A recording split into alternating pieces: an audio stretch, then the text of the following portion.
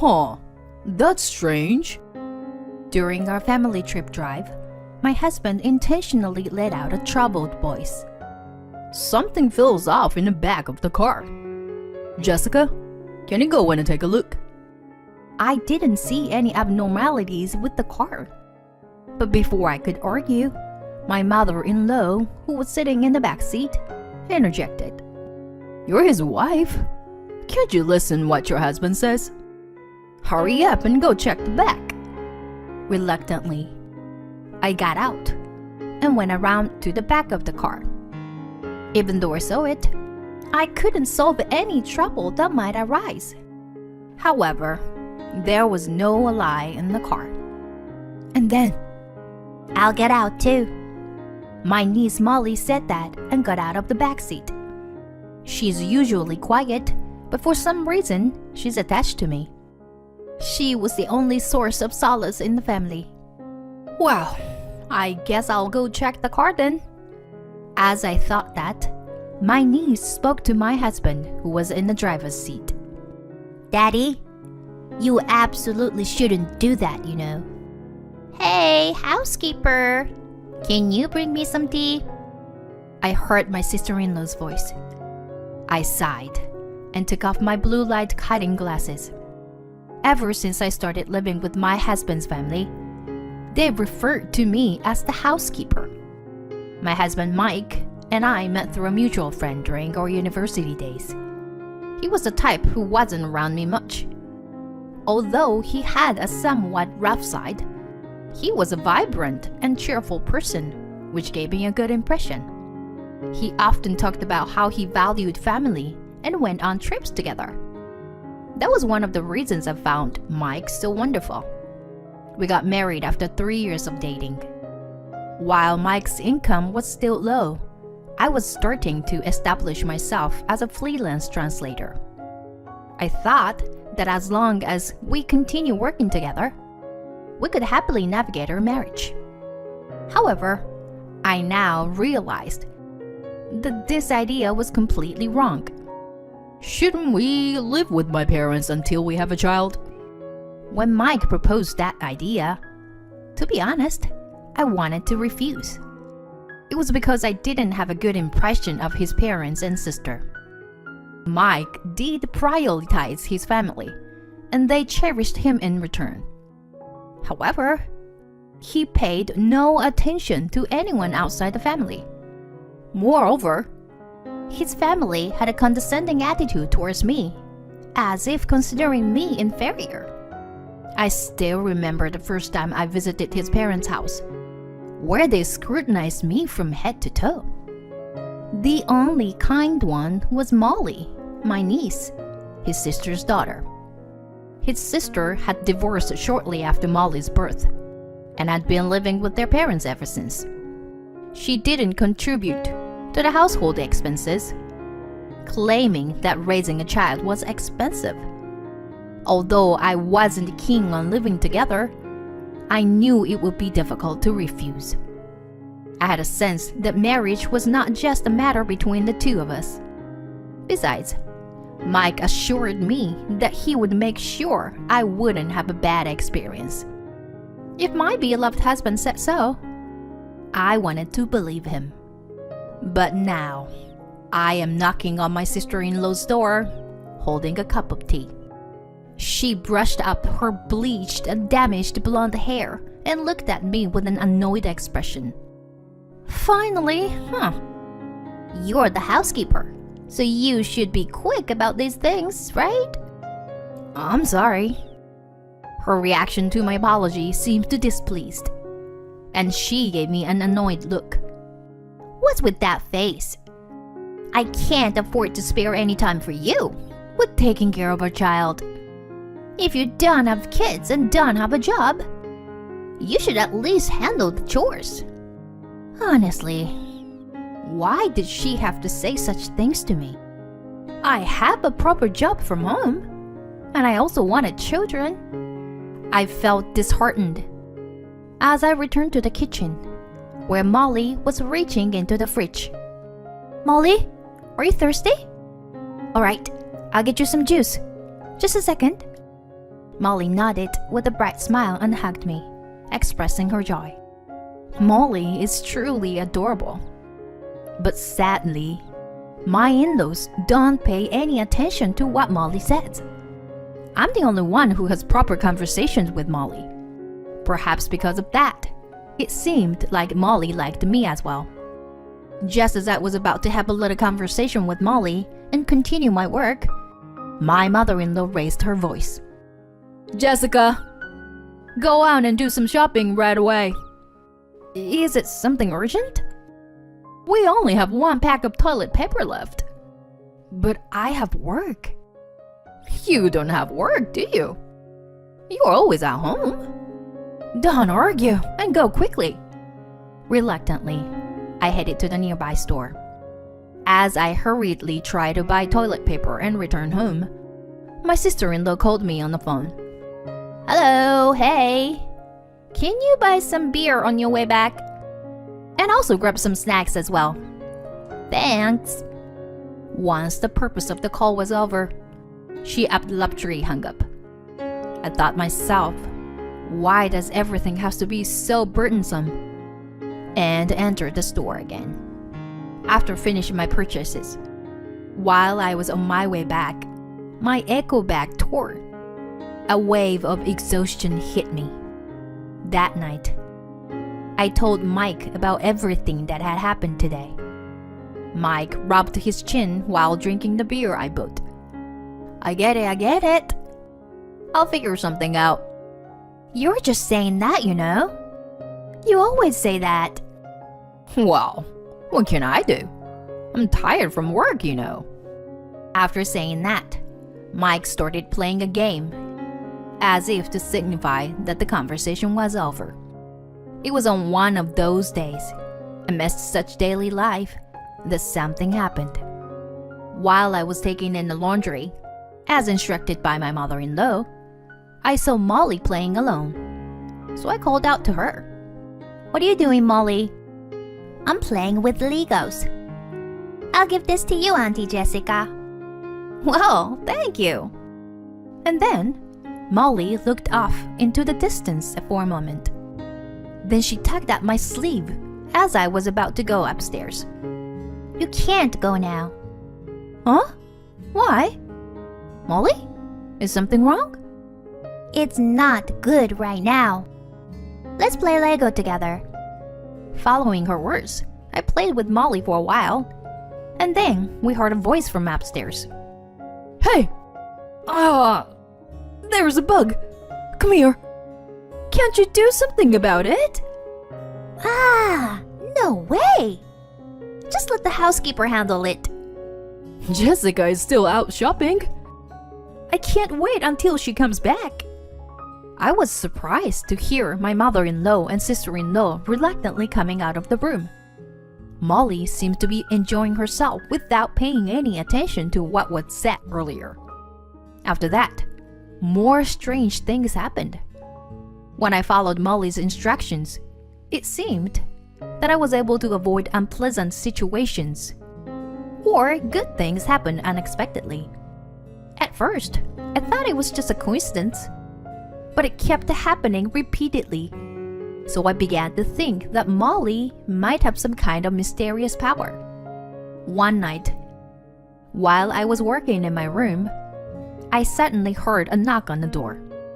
Wondering what it could be, I opened the door and found my in-laws standing there with smiles on their faces. Jessica, we're thinking of going on a trip soon. Oh, really? Are you two going together?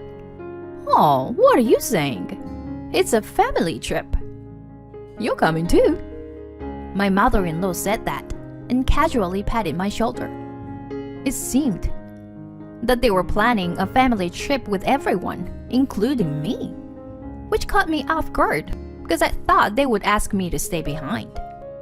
Jessica, if you stay at home all the time, you'll suffocate, won't you? Let's stretch our wings and have some fun together, shall we? There was something off about my usually unnoticeable father-in-law's smile. But I couldn't imagine that they were planning a trip just to harass me. and the day of the trip arrived. When I opened the door of the minivan, which my sister-in-law said was hers, I was surprised. Where is the child seat for Molly? Oh, we don't have that kind of thing. It's a waste of money, really. My sister-in-law said that and quickly got into the back seat. Molly looked a bit uneasy as she was about to get in. I couldn't bear it anymore, so I took her hand and made an eye contact. Molly, buckle up securely, okay? If anything happens, call me right away, alright? Okay. Thank you, Auntie Jessica. And we set off on our family trip. Mike was driving. I sat in the passenger seat, and the others sat in the back. Molly was sandwiched between my sister-in-law and father-in-law, looking out the window. It was a 3-hour drive from here. Mike was worried about the directions, so I ended up navigating with my phone while looking at the map. Everything was going well for a while, but as soon as we entered the mountains, my phone battery died. Of all days, I had forgotten to bring the portable charger. I told Mike about it. Oh, well, can't be helped, I guess. After driving for a while on the mountain road, Mike suddenly stopped the car. Oh, I hear a strange noise. Huh? Really? Yes, I've been noticing it for a while now. I looked through the rearview mirror and saw everyone, except Molly, nodding. Mike looked at me. Jessica, can you go and take a look? Huh? But I don't know anything about cars. Upon hearing that, Mike became irritated and slammed the steering wheel. Just go and check, quickly. What if an accident happens? Are you ready to take a responsibility? Mike reproached me with an arrogant tone. Unable to retort, I placed my hand on the door, about to get out. In that moment, Molly suddenly started speaking. It's dangerous to go farther in the car. We shouldn't go by car. What? What are you saying? Suddenly. You're such a weird child. If you hate the car so much, then get out too. With a raised eyebrow, my sister-in-law forcibly pushed Molly out of the car. I quickly grabbed Molly's hand and moved to the back of the car. The rustling sound of the trees, swaying in the wind, created an eerie atmosphere. I thought we should quickly look and get back inside the car. As I observed the car, there didn't seem to be anything unusual. Molly, with a worried expression, held my hand tightly while looking around the area near the exhaust pipe. Then we heard the sound of the engine starting. Huh? What? The car started moving, leaving us behind. In disbelief, I stayed on my knees in that spot. We had been left behind in such a place. My phone battery was dead too. I looked into my bag, but there was nothing that seemed useful. Fortunately, I had my wallet with me, but it was of no use in this situation. What should I do? At that moment, everything went pitch black in front of me. Auntie Jessica?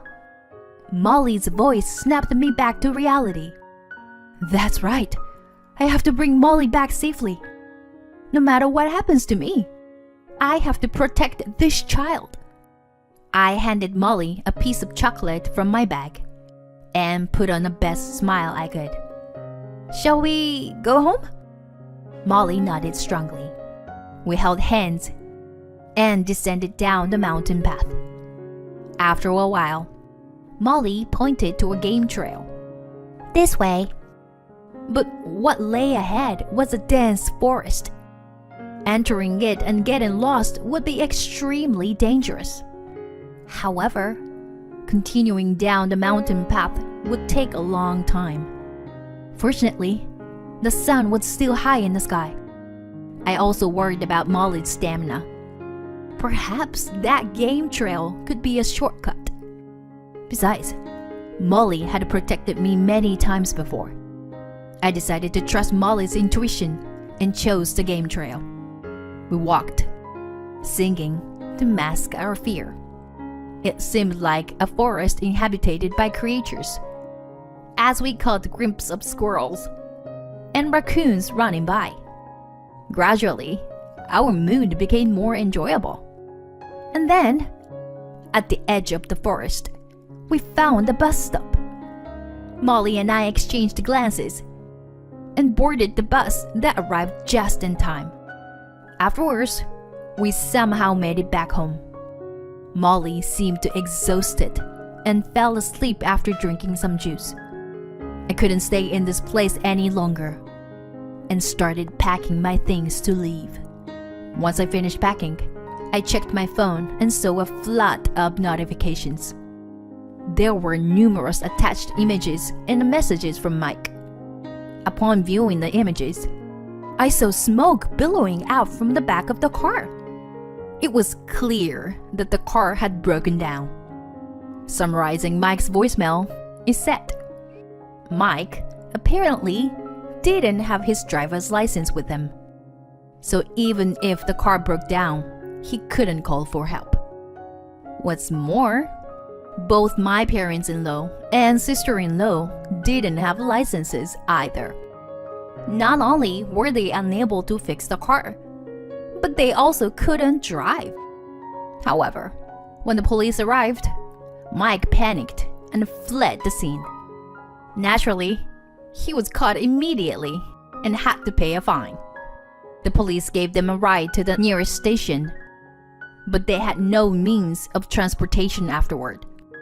Going to the destination or returning home became difficult.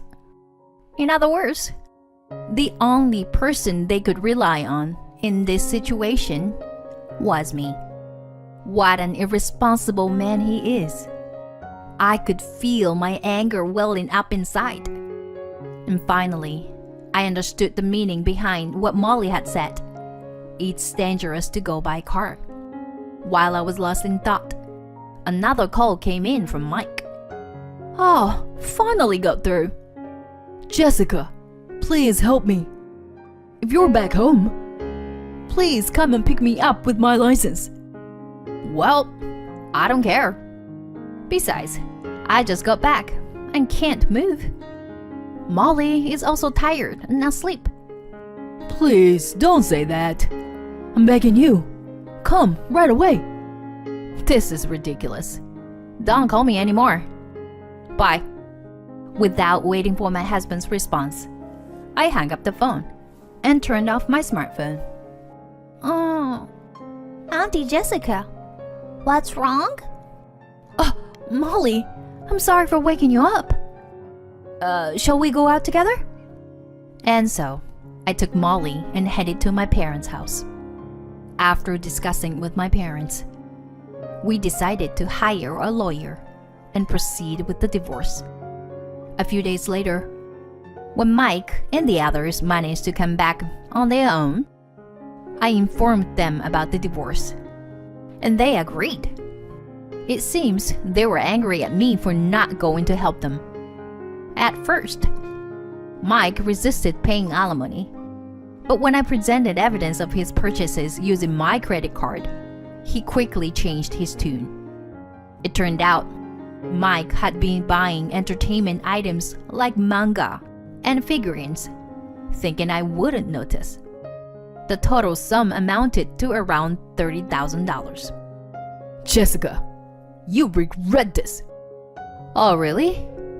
Just a few days after uttering such words of defiance, Mike and my in-laws came crying to me. And that was only natural. After all, I had been contributing my own earnings to the household expenses at their place. There was no way Mike's income alone could cover their living expenses. I entered my in-laws' house after a long time, ready to have a discussion. Everyone was huddled together, avoiding eye contact with me. The only one who greeted me with a smile was Molly, who had been back at my in-laws' house.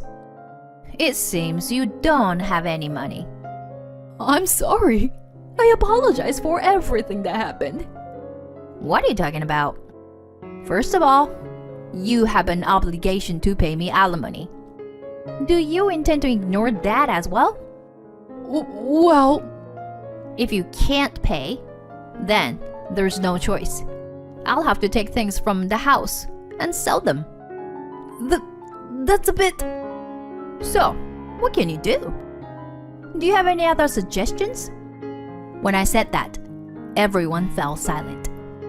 I looked at Molly, and she nodded. In that case, please let me adopt Molly. If you agree to that, I will drop the alimony claim. What? Huh? My in-laws all had surprised expressions on their faces. Molly smiled and said, Yes, I'll become Auntie Jessica's child. About half a year ago, Molly had said, It would be nice if Auntie Jessica were my mommy. I had always wanted children, and I cherished Molly dearly. That's why I had talked to Molly about the possibility of her becoming my child. Molly immediately agreed to my proposal. And as the truth behind that incident, it turned out to be incredibly absurd and meaningless. It seemed that they had planned to leave me behind in the mountains after pretending to go on a family trip, all in an attempt to make me a more submissive wife. 5 years has passed since then. Molly, dinner's ready. Okay, coming. It smells delicious. I'll get the plates ready. Mommy, this is so good. Really? It's a recipe one of my clients taught me recently. I was free from the stress and chores of my former in-laws and was making progress in my work. Molly's mysterious power still exists to this day. Sometimes she gives me advice regarding my work. And every time I follow her suggestions, things go well.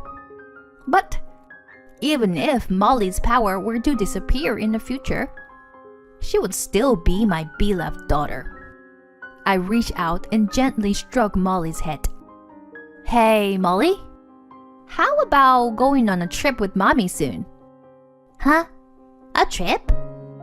Yeah, maybe next month or so. What do you think? Yeah, sure. As long as it's not by car. You're right. Maybe by plane. Molly and I exchanged smiles.